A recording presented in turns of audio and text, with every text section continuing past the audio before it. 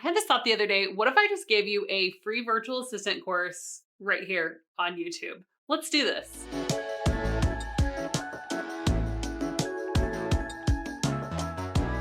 If you've been thinking about becoming a virtual assistant, but you have no experience, that's okay. I have a free course that lays out exactly what you need to do to start making money at home as a virtual assistant. I love talking about all things virtual assistants here on my YouTube channel. So if you're not already a subscriber, make sure you subscribe to my channel and click that bell to be notified every time I release new content. All right, I've got a jam-packed training for you, so let's go ahead and jump into it. Today, we're talking about how to start a virtual assistant business with no experience. I've got a jam-packed training for you guys, so I hope that you are ready just to dig into things. We're talking all about virtual assistants, how to get started, what do you really need, what do you not need, how to get started quickly, because one of the things that I have noticed when talking to new VAs is that they just want that step-by-step roadmap. What do I do? How do I actually accomplish the task? And so that's what this is. We're going to be diving into what do you really need to get started. And so I'm going to share with you 9 steps to starting your business, even if you don't have experience. I would love to know how many of you, just,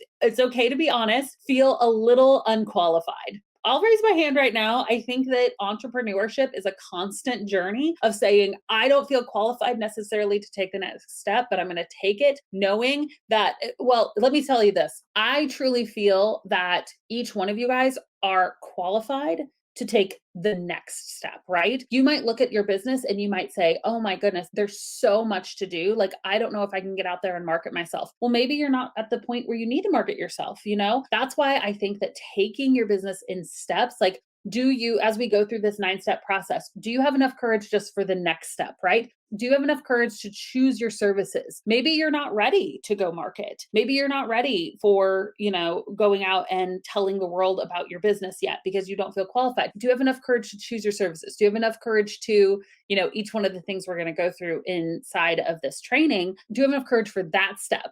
And what I have found, if you can just have enough courage for the next step in front of you, you'll get to the point where you're like, oh, I'm ready to market, or, oh, I'm ready to hire a team member, or whatever your next step is. And you'll look back and you're like, oh, like, sure, I'm still a little scared, but I actually am ready because I've done all the steps in front of me. Okay. So I just want to note that in the very beginning, because even if you don't have experience, that's okay. You only need enough courage and enough, we talk about imposter syndrome. You only need enough validity to get you to the very next step, right? What are the 9 steps to starting your virtual assistant businesses? So I'm going to go through each one of these directly. Okay. So feel free to screenshot this if you want to, but I am going to be breaking it apart and talking about each one individually as well. Okay. So you can see the 9 steps here, everything from choosing your services to your rate, a mission statement, learning your client, choosing a name, brand, fonts, colors, create your processes, get legal, and get clients. That's it. I love it. So let's jump in to the very first one. Okay. So we're going to want to choose the services that you will offer in your business. So when it comes to choosing your services, guys, a lot of times I think that we get really hyper focused is I've got to specialize right away. I have to have a high end offer. I have to instantly, niche down my services to become a Pinterest manager or become a launch manager. I need to learn Facebook ads. There's so many, anybody, especially those of you guys who said you're still in the launch phase, anyone in kind of that learning overwhelm phase right now? Yes, I can assume most of you guys are, because there's a lot. There's a lot that you could learn. There's a lot of services that you could offer. And just that can be really overwhelming because that imposter syndrome starts to kick in and you start thinking, I don't know all of those services. So let me just clear the board for you. You're not supposed to know all of the services. Okay. So as a general virtual assistant, which is what I would encourage most of you guys to start out with, you just need to start with the services that you do know how to do or that you could learn really, really quickly. Okay.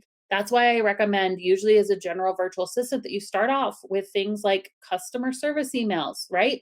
Sending invoices, really simple stuff. Even if you're like, oh, I'm not sure how they would do it, that's okay. Most of these people, most of the clients who are going to be hiring a first-time VA already have some of these systems in process. They're not looking for you to come in and reinvent the wheel. What's happening is they're getting bogged down with their current tasks. Man, I'm spending so much time answering emails. I'm spending so much time sending invoices. I'm spending so much time answering people's comments on social media, that I don't have time to grow my business. So what you're coming and you're doing is you're learning the processes that they're already doing, right? Okay, how would you like me to respond to your social media? Great, you learn that and you go in and you implement it, right? So you don't have to come in with tons of knowledge of how you're going to revolutionize their Facebook or revolutionize their Instagram, right? You're a general VA. You're taking tasks off of their plate. So you can go ahead and take that pressure off of yourself. Now, if you want to later niche down to say, hey, I want to be a Instagram specialist and my goal, my output is that I'm going to grow your Instagram, great. That's an awesome journey,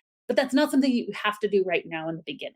And you will find that your business, your services, they're going to ebb, they're going to flow. The services that you choose today probably won't be the services that you're at 10 years from now, right? But you've just got to start with what you already know and get your hands in and start doing it. So, is there a particular niche that you want to focus on? And that's great if so. So, the only time that I tell people to go ahead and niche down in the beginning, like when you're first starting your business, is if there's a certain industry. So, niching, what is niching? It's getting a narrower focus so that you can have a more particular ideal client, right? Which is a great thing to do. We suggest people niche down eventually, but in the very beginning, the ways that you niche down are either by industry or by service, right? So if you niche down by industry, you could say, I am a virtual assistant for real estate agents. I am a virtual assistant for authors, right? That's how you niche down by industry. But if you don't have a connection to one of those industries, guys, don't niche down to that yet, right? Like start off general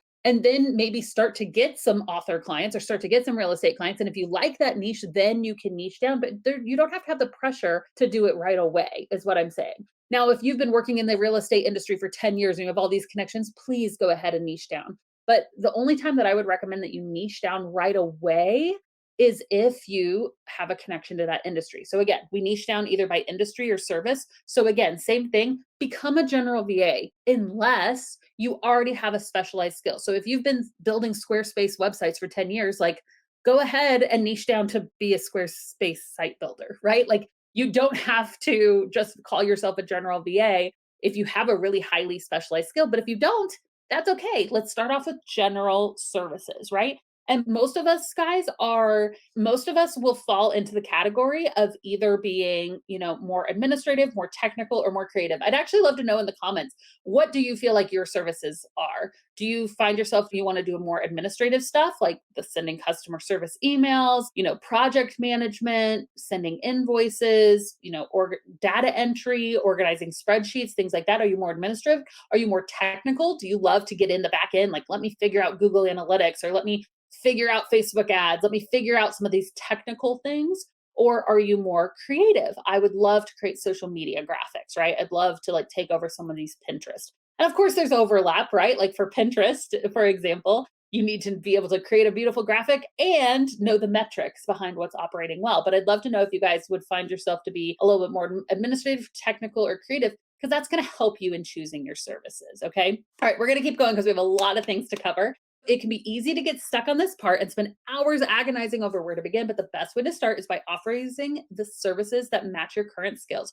You already have natural abilities and skills that you've been using in other roles, whether you're a teacher, whether you're a parent, whether you are a marketing assistant, whatever role you're currently doing. I mean, we've had Starbucks employees come and transfer some of their skills. Hey, I do customer service every day as a Starbucks employee, right?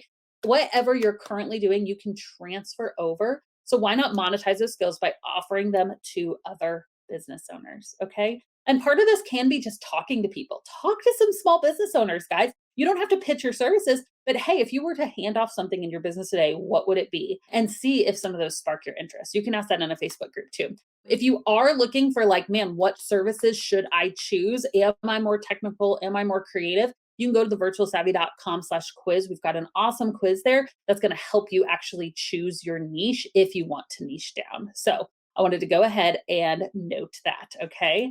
Let's go on to the next. But first, your action step for this is to write a list of skills. Okay. Write a list of skills and interests that you already have and see which ones are the strongest. So you can go through and say, man, I can do customer service. I think I could learn, Excel spreadsheets. I think I could do invoices. I think I could create social media graphics. I learned Canva, right? So go ahead and list out some of the things that you believe that you could do as a VA. The next step, so we're on to step 2, is decide on the hourly rate that you'll charge for your services. So I don't want you to overcomplicate this. The choosing your skills, I know that can take a little bit of time. This should not take a long time. Do not spend a super long time deciding on your rate, you guys. We're going to choose somewhere between $20 and $30 an hour. You get to choose if you feel more comfortable down at the 20s, if you feel more comfortable up at 35, that's fine too, right? Choose the rate that's going to fit and feel well for you. Remember, you guys, some people get stressed about their hourly rate. Your hourly rate is important to decide on, taking into consideration that you're going to be an independent contractor. So it's not the same as if you were going out and getting a W-2 job, right?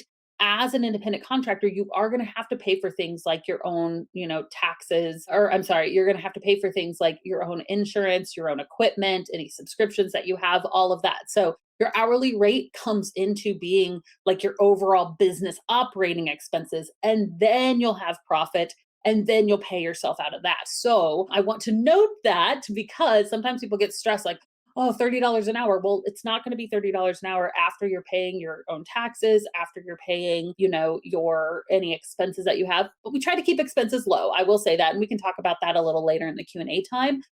There's not a whole lot that you need to be a VA. So just like know that that's the case, but you are going to be having to pay for things like insurance and, you're paying for self-employment taxes, things like that. So what's your hourly rate? Have you already decided, $20, $30, $35 an hour? This is what most of our VAs end up charging in the very beginning. And most of them do hourly packages. So again, if my rate is $30 an hour, I could sell a package of 10, 20, or 40 hours to small business owners. So if a small business owner said, hey, I need your services for 10 hours a month, that package would be $300. And I'm just charging that on a reoccurring basis, right? Every single month, they're going to get that invoice for $300. You can see how that can stack up over time if you have lots of clients doing that, right? Okay, cool. We'll keep going. Number 3 is to create a mission statement for my business. So if you know who you're helping and you know what you're helping them with, you can come up with your mission statement. And this is literally what you're going to tell people when they ask what you do. So your mission statement is literally, my name is blank. And I would love for you guys to fill this in. If you guys have in the comments what it is that, like what your mission statement is, please go ahead and put it in there. Mine would be something like, my name is Abbey Ashley. I assist small business owners with administrative tasks so they can focus on scaling their business, right? That's a perfect mission statement for a general VA, right? Maybe you have niche down. My name's Abbey Ashley, or, my business is Instagram creative. I don't know if you put Instagram in your name, but Ashley Creative. I assist Instagram influencers with growing their account so they can skyrocket their sales, whatever, right? So you can put this down into a specific niche, but it's essentially, who are you helping? If you don't have a niche, just say small business owners. That's perfect. It doesn't have to be fancy, guys. Okay. I think action over perfection is one of our core values because people tend to just try to overcomplicate some of this stuff. It doesn't have to be fancy. Just go ahead and say, I assist small business owners with general admin tasks, with social media management, with handling the tasks that they don't have time for so that you can. And what is the end result? What is it going to be like when someone works with you? They're going to have peace of mind that their administrative tasks are taken care of, right? Whatever it is. So the action step is for you to actually put in the chat. So go ahead and do that. Okay. Awesome.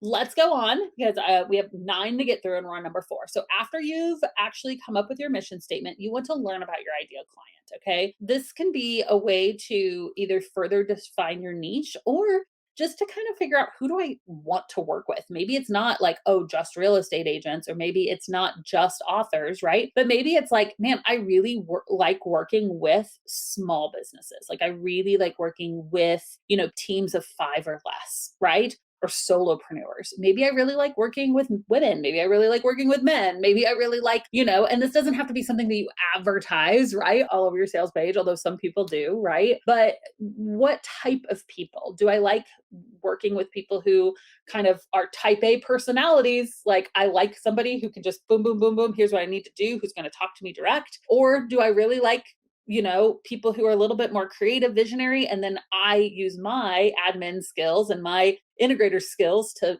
kind of reel them in. Go ahead and start thinking about the type of people that you would like working with. And once you know that, then okay, what kind of problems would those types of people be facing, right? And a great way to do this, you guys, a great way to do this. Oh my gosh. Like, I know people, my nieces who are, teenagers or in their younger 20s. It's like Facebook is out every other platform. TikTok, I think Snapchat's still cool. Like, I don't know, I'm not cool anymore. Facebook is still where I hang. Like, hey, Facebook is still my place, even over Instagram. Like, I love Facebook. And the reason I love Facebook is because I love Facebook groups. So Facebook groups are just such a great way to get information about what your ideal client could be thinking. So again, let's go back to, you want to work with health coaches, right? And you want to know, what are health coaches' biggest pain point? I mean, literally go to a Facebook group of health coaches and just scroll for like 15 minutes and you will see, oh, these are the problems they're facing. Like, they literally, like, Facebook groups are a place where people just go and dump their questions, dump their problems, right? And they're already like niched down by groups. So I think that Facebook groups, LinkedIn groups can be this way a little bit, but I have found Facebook groups to be so much more engaging. It can be a great way to just really dive into the pain points that your ideal clients are having. So this is a great way to know your ideal clients' pain points, because if you know their pain points, then you can speak to their solutions, right? And you can come in and be the solution for your business. So I think this is a really important step. In the fancy business world, it would be called your market research, right? Like, you don't start a business without doing market research, without knowing the need. And so this is the market research part of your business. Secret tip, hang out in the places that your ideal client is hanging out. If you want to work with local business owners, I know that, man, local small business owners, it's one of the best ways to find clients, because local business owners aren't bombarded with all the VAs that there are. Local business owners are like, what's a virtual assistant? Yes, please. So if you want to work with local business owners, go hang out with them. Like, go to local networking events, right? Go to the places where your ideal client is hanging out. That could be conferences, that could be local networking events, that could be Facebook groups, that could be following Instagram accounts and engaging. There's so many different ways to get plugged into the communities that your ideal client is hanging out in. Okay, let's keep going. Are you guys enjoying this? Yes?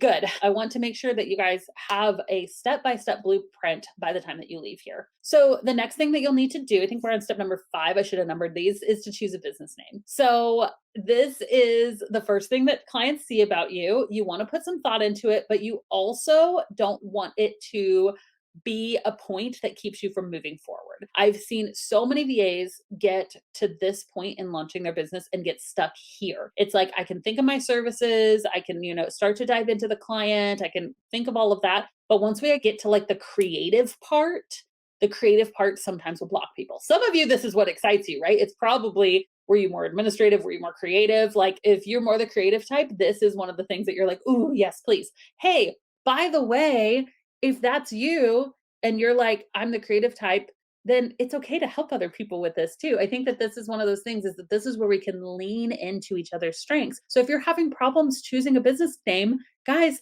go post it in our VA Savvies community. Like, that's what the community is there for, is to help you brainstorm, right? Is to lean on one another. We're like one of the most supportive communities out there, because you guys can lean on one another and ask these questions. So I guarantee you, not all the good names are taken. I probably think of 5 a week, and sometimes I'll just go buy random domain names, because I'm just like, oh, this name's so good. Not for VA. Don't worry. I'm not taking all the good VA names for other businesses. But still, there's just, oh my goodness, if you can tap into someone who does have kind of that creative brain, then they'll be able to help you with this step as well. So don't get stuck on this step. All right. Your name can literally, like, guys, I was able to grow a 6-figure agency from my basement apartment with the name Ashley Assistants, right? Literally my last name and assistants. So don't overthink this. If you can't think of something like crazy creative, that's fine. Literally just go like your last name, assistants, and keep going. And it may come to you later, right? You may be 2 months in and be like, boom, that's my business name. That's why I always recommend to people. I'm like, we were talking about going slow, that there's nothing wrong with going slow. I actually think it's a good thing to go slow, because you might want to change or pivot things. So if you're ordering business cards, don't order 5,000 business cards, order 100, right? Start with something small because you may want to tweak things over time, and you don't want to put down a huge investment on something if you may change it, right? And so I give you permission to change your business name down the road if you want to. Like, no big deal. You can do that, right? And yeah, some of Debbie's like, I'm creative, but not naming for myself. Oh, I get that. Like, sometimes I can be so creative for other people than my own stuff. I'm like, but again, that's why we lean into each other. We lean into each other's creativeness. So once you actually have thought of a business name, it is really, really important to make sure that it's not already trademarked. Now, you do not need to trademark your business name. I'm telling you that in the very beginning, I don't believe personally that it's worth the expense, all the legalities to trademark your business name. As long as somebody else hasn't trademarked it, you can go ahead and start using it, and you have kind of that proof of use, right? So you want to like notate that you've been using it, because if you ever did want to trademark it for it down the line, you would basically want to show that you've been using it before somebody else started using it, right? And so proof of use is a thing in trademarking that if you ever get a trademark, you'll want to see that. So it is good to start, create that Facebook account before you even think you're ready for it, right? But checking the trademark. So if you go in and you see that somebody else has already trademarked your business name, guys, you cannot use it. Okay. So I just want to put that out there, that you don't want to like go so far down the line that you realize, oh my gosh, I've been using a trademark business name. I get a cease and desist. Please don't go down that road. So please check the USTPO trademark database, making sure that your business name is not already trademarked. Okay. And then the other thing that you'll want to do once you make sure it's not a trademark business name is you'll want to grab the domain name. And a lot of times I will like search for business names just on Namecheap. Namecheap, there's lots of others, GoDaddy, there's a ton of others. I like Namecheap. It's just really user friendly. I like their documentation and everything. So I really like Namecheap. I will just sit on Namecheap sometimes for like an hour, just like looking up random business names, seeing if those domains are taken. I personally still like .coms. I will use a .co every once in a while.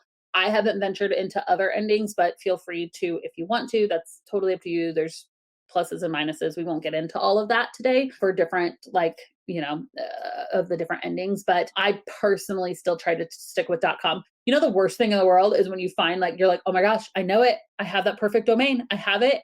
And you go and you search it and it's still available. And you're like, yes, I'm going to buy it. And I have found domain names for like $900,000 before. Like there's some that are crazy. You're like, never mind. But then even then, sometimes you can just add add one thing onto it to, like virtualsavvy.com, which we do own Virtual Savvy, but for the longest time, it was just the Virtual Savvy was all we owned, because Virtual Savvy was a little bit more expensive. And so we waited until I could afford that, right? So I added the Virtual Savvy in front of it. Perfect. So if you're like, desk assist, I don't know, and that's like super expensive or taken, what about the desk assist, right? There can be different variations. So that's a fun little thing that you can do is look for your business name on Namecheap. All right. So your action steps are to choose a business name, make sure it isn't trademarked, and go ahead and secure your domain name. Most domain names, guys, don't spend thousands of dollars on a domain name. Please don't. Just if you can't find it for like less than $15, then I would keep searching. It's totally up to you, but that's my recommendation. All right. That domain name is not going to be the thing that launches you into success. Good marketing is going to launch you into success. Okay. So the next is to actually figure out your branding. Okay. I know this is a lot, guys. This is why. So we have a course called the Savvy System. It's over 100. I think it's like 120 modules that break down each one of these steps plus more. Right. So we're just talking about launching. We're just talking about getting started. Yes, there's nuances in it. If you want to know more details, get into the Savvy System next time, because it's really the step-by-step blueprint. But I'm giving you the overview here, so you at least know the steps that you can take. All right. So what is the next step? It would be choosing your branding, right? So branding is that unique reflection of you. And that's what I would really like to emphasize inside of this branding section is that, your branding should be just what you like. Like it's okay because people are hiring you, right? And so if you want your brand to be more quirky, if you want it to be more fun, if you want it to be more professional, you get to choose, right? Know that your brand is going to attract a certain kind of clientele. So if you want to work with professionals, you probably don't want to have pictures of you, flipping the bird or something. I don't don't know, like, you know what I mean? Like, speak to your ideal audience, but make sure your ideal audience is somebody that you would like to work with, right? And so I love when like I see you guys' personality infused into your brand. So choosing a logo, right? And there's so many easy ways to do a logo. Again, one of my favorite resources is just going to Etsy. If you go to etsy.com, you can search in, like, if you know you want a logo with a moon in it, you can literally just search on Etsy, moon logo, and people will come up. And a lot of times they're templates. It's not going to be like a completely custom logo. But again, I'm trying to get you guys, how do we do this on the cheap?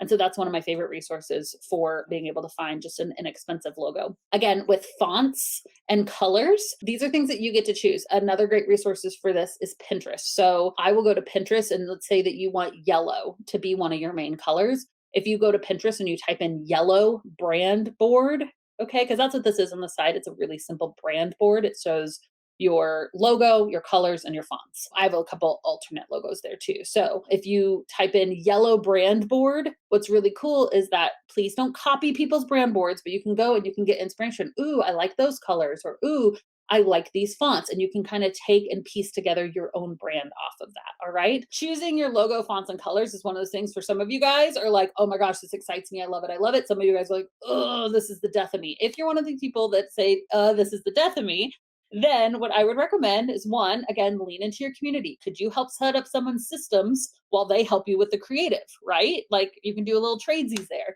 Another thing that you can do is to give yourself a deadline. So I have seen that people who struggle with like the branding portion of setting up their business, one of the things that's helpful is to get accountability and to say, okay, it is Tuesday, by next Tuesday, end of day, whatever I come up with, like that's it. Like literally, if I have a blank piece of paper, then I am blank virtual assistants because like that is, I'm just going to go with whatever I have. And so giving yourself a deadline and having somebody to hold you accountable to it is going to be really helpful. All right. Let's keep going. Your action step is to create that brand board. That's going to include your logo, your colors, and the fonts that you'll be using for your business. Keep it simple too, guys. Don't have like 100 different fonts. I like to say have a bold, a fancy, and a text font, right? And your bold and your text could actually be the same font. So you can see here we have, I think, I'm not going to remember it, but like, I think it's called like Moon something. I don't remember, is our pretty font. And then we have like this bold font. And that's pretty much all we use, right?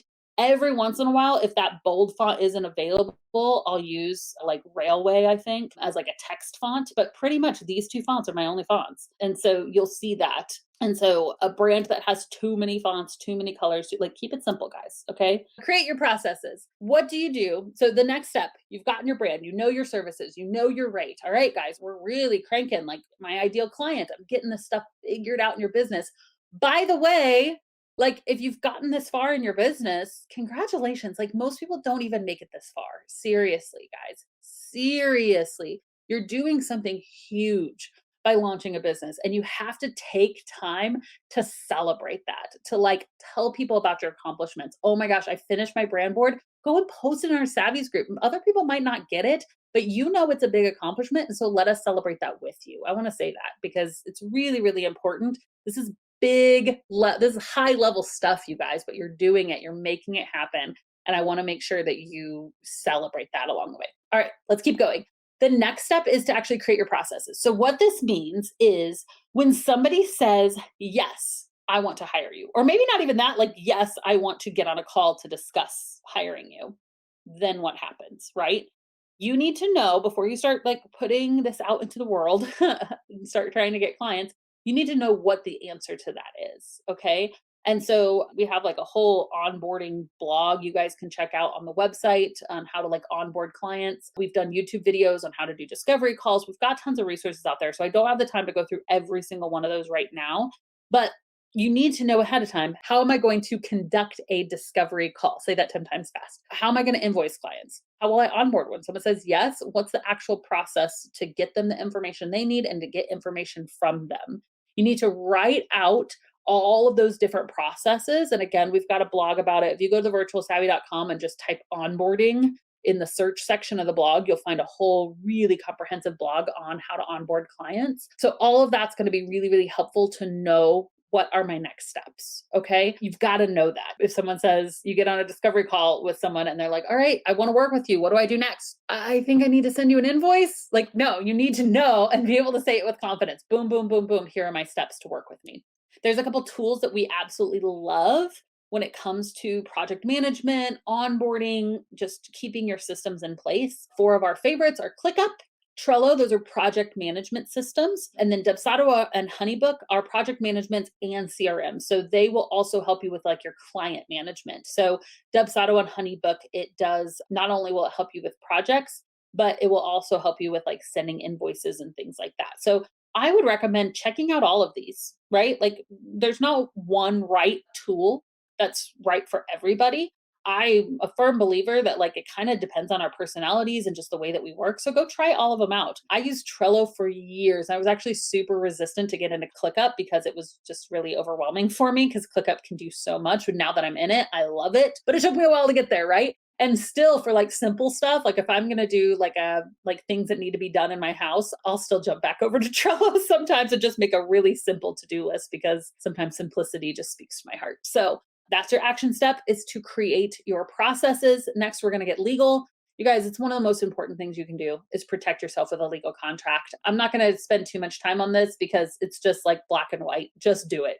Like, don't copy paste a random contract off the internet. Do not work without a contract. Just don't. It's not worth it. I've been in a legal battle before over a bad contract. And in fact, a lot of legal battles end up happening because of just people not protecting themselves well with a contract or not understanding their contract. It's really important that you understand what your contract says too. You sign your name to something, guys, it means something. Your signature on a document means something. So just make sure you know what you're signing, even if it's your own document, right? And have that document because it's there to protect you and to protect your client. We do have a contract. It's at thevirtualsavvy.com/store. It's called the VA Toolbox. It's not only a contract, it's also an explanation of the contract. So we have a video explaining what it means again, so you know. It's built by our attorney that has made this specifically for virtual assistants. Okay. So it's not just a random contract, it's made for VAs. And it also includes a subcontracting agreement. So if you ever bring on a subcontractor, then you have a contract between the two of you guys as well. Okay. So our contract package, it's called the VA Toolbox. It's awesome. You can check it out. I think it's like $97. Action step, purchase contract. Do it. It's important. You need to. Please don't work without a contract. All right. The very last step, this is what we've covered so far, right? We've chosen our services, decided on our hourly rate, decided on a mission statement, learned our ideal client, chosen a name, brand, fonts, colors, all the brand board elements, create your processes, get legal. And then the last step is to get clients. I'll say this is one of the biggest questions that we get, right? But make sure you're not stressing yourself out. Don't stop. Don't put the cart before the horse, right? Like, don't stop if you're on step 1 or 2 and you're stressing out about getting clients. Just work through the steps. Just say, I only have to have courage for the next steps. Then once you get to the get clients, everything's done, right? So all you have to focus on is get clients, which, yes, can be scary. I'm not trying to belittle it. However, if you're worrying about getting clients when you're not even there yet, like, just stop. Just stop. Just get done what you need to get done. And then we can zero in and your full focus can be on getting clients. Because it can be scary. It can be a lot of work. It can take a couple of weeks, even a couple of months sometimes, if you don't, especially if you don't have a good strategy. But it can take a little while to get clients. And so make sure you're able to put your full focus into it, right? That you're not getting distracted. If you've already come up with your onboarding, if you already come up with your business name, guys, make sure that if you're on step 9, you are spending, if you have set aside 10 hours a week to do your business, then maybe set aside 1 hour a week to come watch Abbey on Tuesdays. And the other 9 hours should be spent on marketing, not getting distracted. You guys have to get that laser focus. This is my only goal right now, is to get more clients, is to market, right? It can be a little intimidating. It's usually when that feeling of fear takes over. It's normal, but you can't let the fear stop you. All right. So I do have a training on this Become a Booked Out Virtual Assistant training. is really good. I talk about marketing in there. I talk about where to get your first few clients. So that's going to be really helpful for you as well. I hope that you enjoyed this free training. And if you are itching for more, don't forget to check out my Become a Booked Out Virtual Assistant training. You can go to thevirtualsavvy.com/BBO. It's where we're going to talk about your pricing, your packaging, and how to market your virtual assistant business. So make sure that you go and check it out, and I will see you in my next video.